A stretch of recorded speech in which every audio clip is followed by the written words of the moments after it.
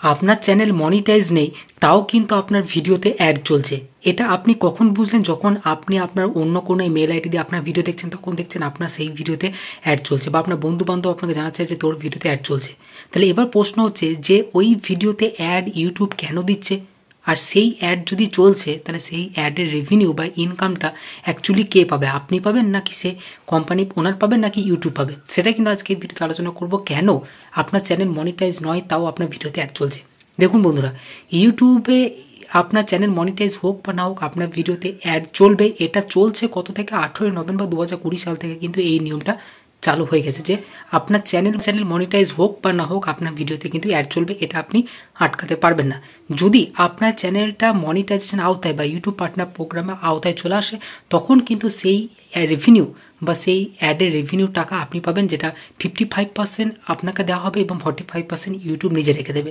কিন্তু বা প্রশ্ন হচ্ছে যে আপনার চ্যানেলটা যখন মনিটাইজ নেই, তাহলে কেন আপনার ভিডিওতে অ্যাড চলছে?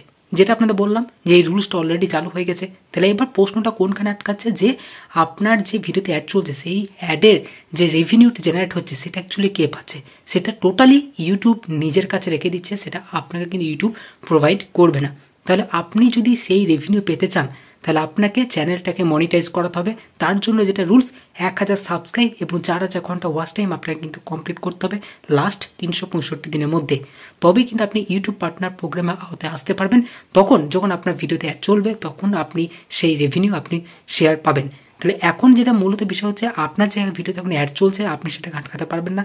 আর যদি অ্যাড চলে, সেটার একটা বেনিফিট রয়েছে। কি বেনিফিট?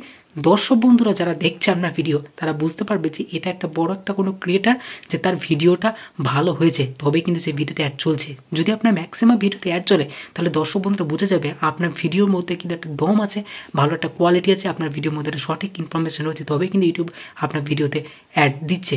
আর অ্যাড দিক বা না দিক, আপনার কিন্তু যে কাজ করে যেতে হবে, কন্টিনিউয়াসলি ইউটিউবের সাথে অ্যাটাচমেন্ট থাকতে হবে। মানে ইউটিউবে ভিডিও আপলোড আপনাকে চ্যানেলে কিন্তু করে যেতে হবে।